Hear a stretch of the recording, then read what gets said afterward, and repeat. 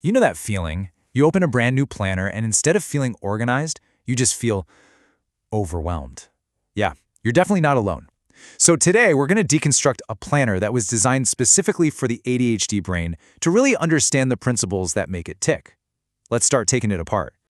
Okay, so first things first, we're not just flipping through a book here.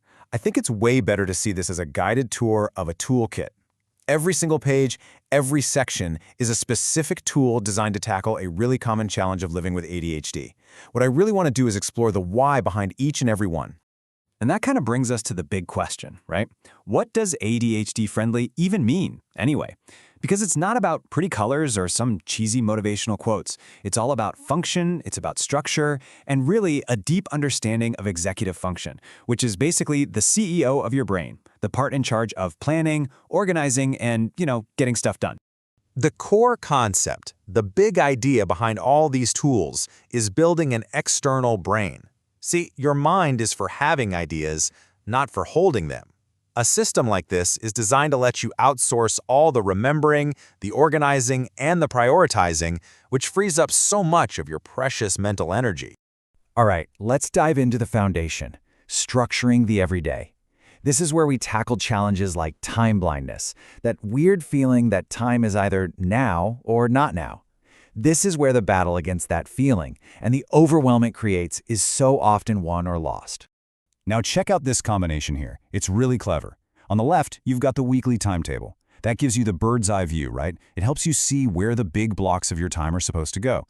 But then on the right, the daily self-care page brings you right down to ground level, focusing on what needs to happen right now. You kind of need both to stay oriented. So let's break down this daily page a bit. My priorities, that's not a to-do list, it's a must-do list. It forces you to pick what's actually important, which is a super powerful antidote to feeling overwhelmed. The schedule encourages time blocking, which makes time a concrete thing you can actually see. And even having sections for nutrition and self-care is so crucial. It turns basic needs that are so easy to forget into intentional, planned actions. And this right here, this is the perfect solution for that out-of-sight, out-of-mind problem. For a brain that can totally forget a goal even exists if it's not immediately visible, a habit tracker like this makes consistency tangible. Seeing that little chain of completed days gives you a dopamine boost that reinforces the behavior, making it way easier to stick with routines that would otherwise just fade away. So once you have a better handle on your time, the next layer is all about managing your internal state. Because executive function isn't just about tasks, a huge part of it is emotional regulation. A mood tracker can be an absolute game changer. For many people with ADHD, emotions can feel like they just come out of nowhere. By simply jotting down your mood at a specific date and time, you start to create a data set. Over time, you can look back and actually see patterns.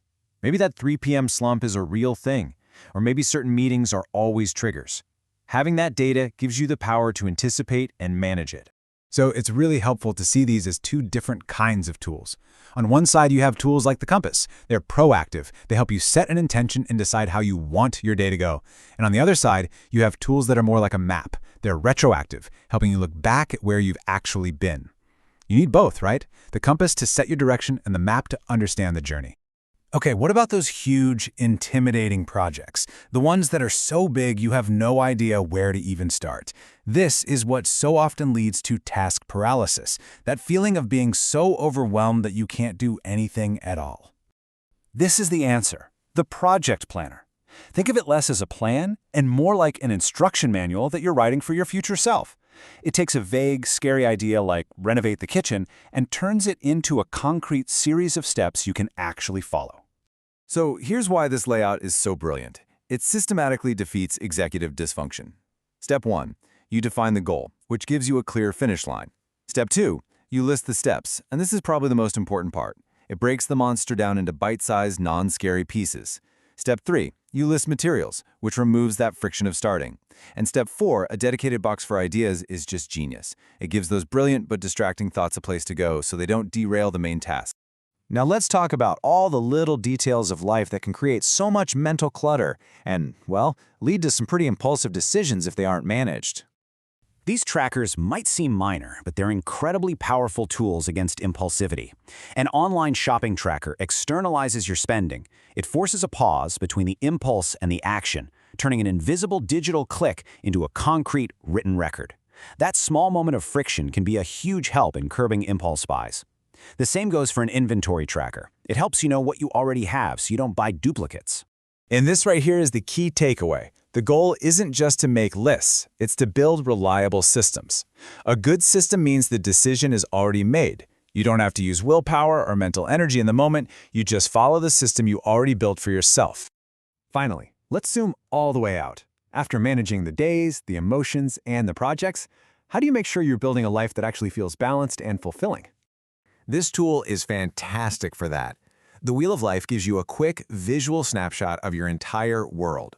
You rate your satisfaction in key areas like career, health, finances, and relationships, and it immediately shows you where you might be thriving and where things are feeling a bit neglected. It's not about getting a perfect score, it's just about awareness.